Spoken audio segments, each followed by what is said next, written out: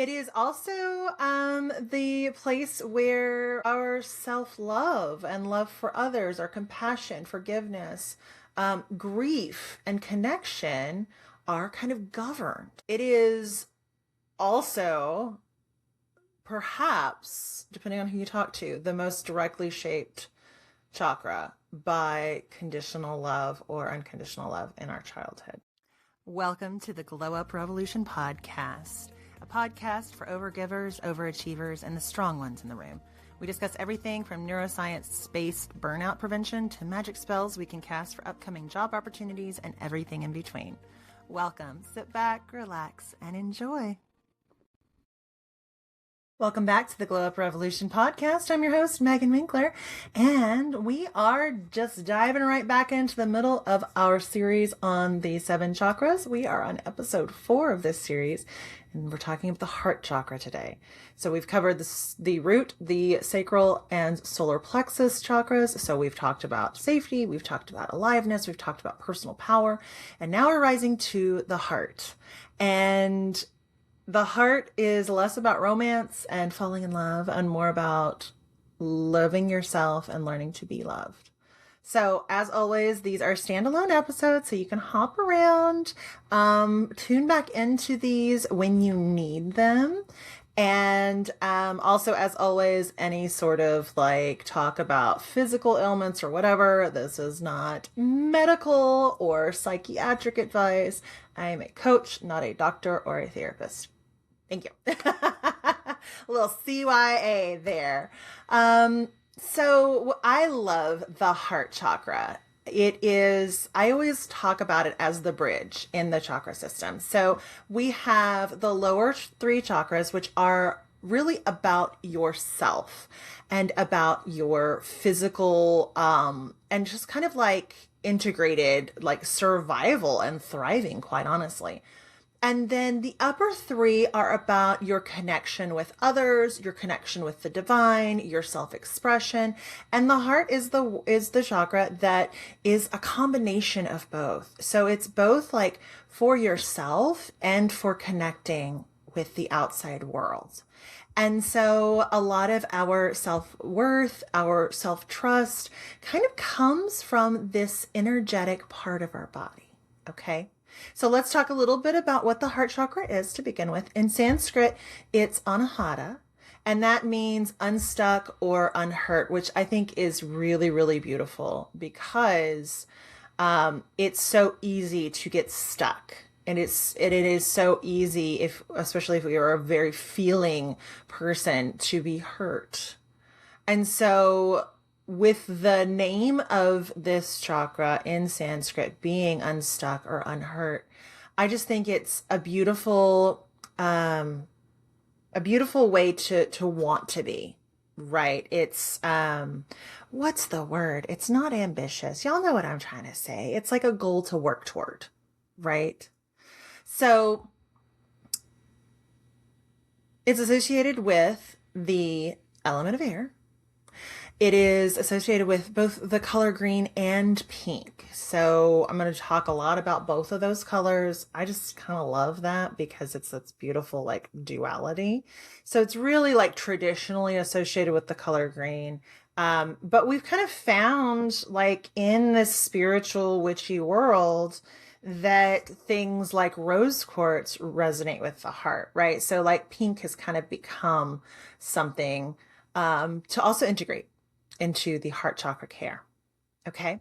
It is also the place where our self-love and love for others, our compassion, forgiveness, grief, and connection are kind of governed. It is also, perhaps, depending on who you talk to, the most directly shaped chakra by conditional love or unconditional love in our childhood. So, a healthy heart chakra, though, is not one without boundaries. It's not an unguarded chakra. Okay. But it's guarding by a choice and not a reflex. Okay. So it is an intentional, like, oh, I don't want to lend my heart out for that. Not like oh, I can't connect with other people. I can't do that. I'm going to get hurt. Okay. And most of the time, these conversations are happening in our unconscious, subconscious mind. Okay. So here's our signs of imbalance when it comes to the heart chakra. So again, deficient, excessive, and kind of balance. These are the ways that we can be. So a deficient heart, a very closed heart chakra, is telling me that there's some guardedness there, right? So we're guarding our heart. We're also having difficulty receiving help, maybe receiving love. There might be an issue with some isolation, like you might be pulling away from other people. There's also this element of believing that you have to earn affection through what you give others, how useful you are. I actually like pulled up a Bible quote and kind of like triggered myself, which is why I'm not sharing it here. But it's that whole like love is patient, love is kind thing. And like that's a whole big ass passage about what love is and what love isn't. And I think a lot of us grew up with that in the same way that we grew up with like money's the root of all evil idea. We grew up with the idea that it's like, oh, like true love, actual love means never having to say you're sorry if you're old enough to get that reference. It means forgiving and forgetting. It means, being unboundaried, being unguarded. And that's just not the case. That's social conditioning. Okay. So I empathize so much with you if you have experienced this. If you also like at the mention of any sort of like proverbial Christian upbringing, vibe or philosophy, if that is like, because it is for me. I get it. I totally get it. Because a lot of that is not necessarily doctrine. It is society and it's the culture around it. And that's when it can be problematic for some of us. So an excessive heart chakra, so like a heart chakra that is wide open, and I do encounter a lot of wide open heart chakras in my clients because I tend to work with very heart-centered, loving, purpose-driven, caring people. However, when that happens, we can experience poor boundaries, or like maybe we're setting boundaries and we're not honoring them. We can experience overgiving to the point of like self-abandonment, right? So like there's overgiving and then there's like you're completely abandoning like what you know to be true for yourself. It could also come with a difficulty in saying no. It could also come with love that kind of traipses over into the realm of people pleasing or codependence. Okay. Physically, again, not a doctor, tension in your chest or upper back, shallow breathing, circulatory or respiratory issues. From my personal experience, I was carrying a lot of grief. And if you have ever done the body code or emotion code work, you know that grief hangs out in the lungs. Well, the lungs are on either side of the heart chakra, right? And I'm actually like demonstrating on camera. And so I really had to go through a lot of grief release because I was having like chronic bronchitis. It was ridiculous. And of course, I was going to the doctor. But it was like after a certain point, I was really concerned because if you have bronchitis, a lot of times they'll just give you anything and everything they can because they really don't want it to turn into pneumonia. And so like I've done penicillin shots, which hurt like a motherfucker. I was on like a lot of antibiotics and I was like really kind of worried about like my overall immune system and gut health. And so I was like, okay, I'm doing everything to help the physical parts. What else could be going on with the energetic parts? And I realized that I had been holding on to a lot of loss. I had been holding on to some people pleasing, also just kind of like an isolation vibe, right? So once I did a lot of heart chakra work and a lot of releasing, a lot of somatic work, I saw my energy healers, then I was able to move past that. And I haven't had bronchitis again, which is amazing. It literally, like when I tell y'all I had it so often, it was literally like if I got a cold, it would always turn into bronchitis. It was bizarre. So, if you're having like chronic upper respiratory issues, which I realize is in your head, or if you're having like chronic like bronchitis or whatever, and you're seeing a doctor and doing all the things, you might want to do some energetic work. I'm just saying, it helped me. So, in daily life, an unbalanced heart chakra can look like measuring your worth by how needed you are, like how much other people need you. And that's a trap that a lot of women fall into, whether you're a mother or not, like you can just fall into that, I need to be needed kind of thing. In relationships, including romantic, but also platonic and professional, like work relationships, they only feel secure when you're actively providing your value. Okay. So basically, it's like this idea that it's like, love and acceptance and belonging rely on the conditions around you, right? Like how much you're putting into a relationship, how needed you are in a situation, that sort of thing. Okay. So just things to be on the lookout for. Obviously, when your heart chakra is balanced, you're feeling the love, you're receiving the love, you're feeling worthy in and of yourself, and life is good. So daily support practices you can do. Deep breathing practices are really good. So I forgot to mention this, but the chakras element is air. Okay. Air is nice and expansive. So if you have a shallow breath that's way up here between your throat chakra and your heart chakra, I'm always going to encourage you to deepen that breath and see if you can move it all the way down into your belly, because then it's going through the heart chakra. Okay. Green foods, when they're safe to eat, greens and leafy veggies. If you're listening to this way in the future, just look up Cyclospora 2026. Zucchini, green squashes. I love like a zucchini or a green squash because that's also very grounding because they're squashes. They grow on the ground. Green peppers. I also like to throw in some pinkish foods. So pink lady apples, grapefruit if you like it and or if you can eat it with whatever meds you're on. Grapefruit's like one of those weird ones. Strawberries, rhubarb, beets. And then I was like, how can we have more fun with this? Like strawberry ice cream or pistachio or mint chocolate chip ice cream. So green ice cream, pink ice cream. Like, why not? It's summertime. Let's have fun. I think my favorite heart chakra food is actually watermelon because it's pink and it's red and it's green and it's yummy as hell. Being in nature can also nurture your heart chakra. So just being around growing things. So again, the chakras element is air. It's expansive. It's green. So it's nurturing. Nature is all these things, right? Another way you can help your heart chakra is practice receiving.